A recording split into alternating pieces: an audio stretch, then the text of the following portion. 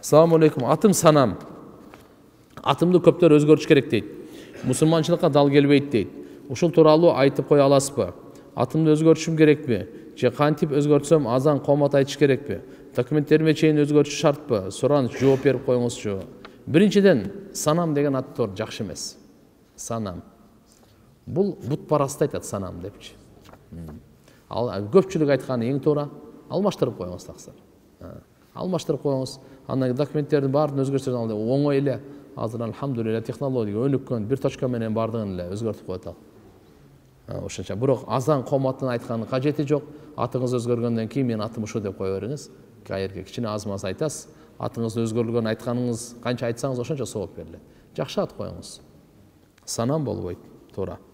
Имандын эң улуусу калима болсо, эң төмөнү жолдогу ыза берген нерсени алып коюу болсо, ошондо ошол жолго ыза берүүчү нерсени ыргыткан адамдын иманы кандай болот?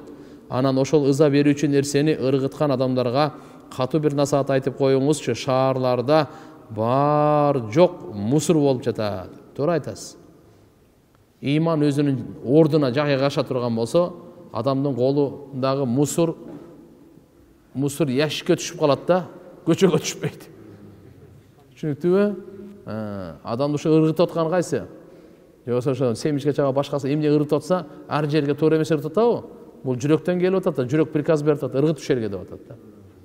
Боло берет нормально. Памперспи ыргыт памперсти деп. Аны ошо кантип болсо жүрөктөгү иман ордуна түшө турган болсо, токтотуп коет, токто, бул жака тияка депчи. Туура айтасыз иншалла. Шаарды кармайлы, бирөөнүн шаары эмес, биздин шаар. Кимдики? Американецтин шаарыбы, же Японецтин шаарыбы, же орустардын шаарыбы? Жок. Биздин шаар. Биздин мамлекет. Биздин менин үйүм дегенде эле мамиле кылыш керек. Алла Таала баарыбызга тоофик берсин. Устаз, мен айылда өтө такыбай элем. Шаарга 11-классты бүтүп келип, өтө бузуруп кеттим, ичип, чегип кеттим. Намаздарымды калтырып, эмне кылсам болот устаз? Сизден кеңешиңизге муктажмын. Алла, тооба кылыңыз биринчи. Астагфируллах ва атубу илейх, миңден айтыңыз. Дагы мындай кылыңыз. Сизчи? Сиз каерде жашайсыз? Ошого эң жашаган жериңиздин жакын мечит каерде? Ошо менен байланышыңыз. Мечитке каттоону баштаңыз. Даватка бир чыгып келип, мечитке ошо Кудай кааласа, бош убагыңызды тияк-бияк бузуку балдар менен жүрбөңүз. Бош убакты интернетке отуруп, жок, бош убакты мечитте болсун. Калган убакта иштегенде иштеңиз, окуганда окуңуз, бош убакт мечитте. Чычкан аралап кеткен унду эмне кылса болот? Шариятта өкүмү кандай?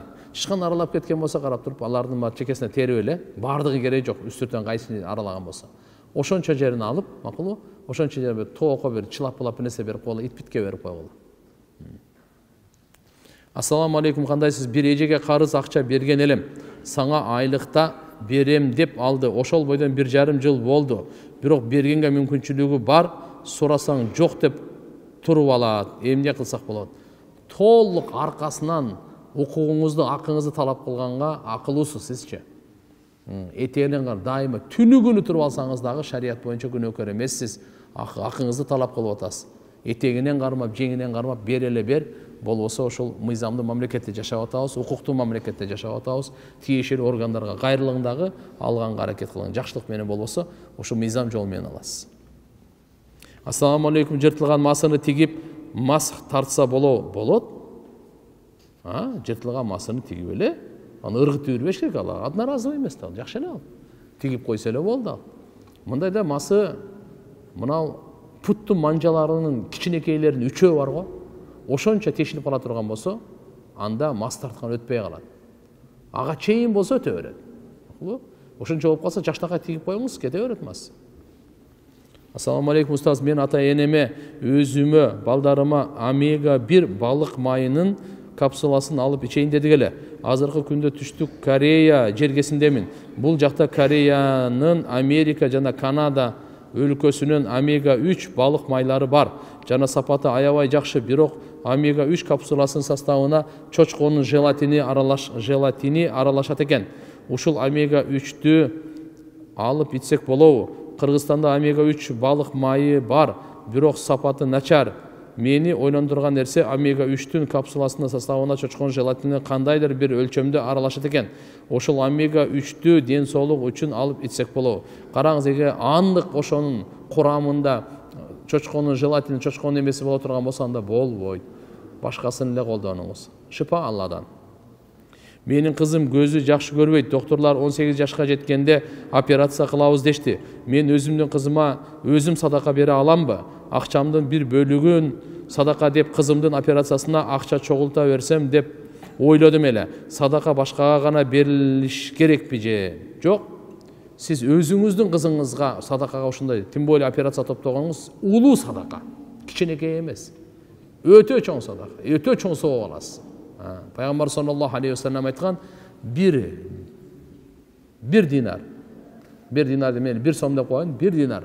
Аллахтын жолуна сарптаган, бейбечарага сарптаган, кулду азат кылганга сарптаган, жана үй бүлөгө сарптаган. Ушунун баарына сооп берилет, бирок эң улуусу үй бүлөгө сарптаган. Үй бүлөсү. Эң улуусу.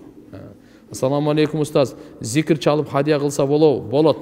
Бардык зикир. Ла илаха иллаллахны канча айтсаңыз, хадия кылсаңыз болот. Субханалла, алхамдулилlah, Аллаху акбар, салават, истигфар бардыгы болот.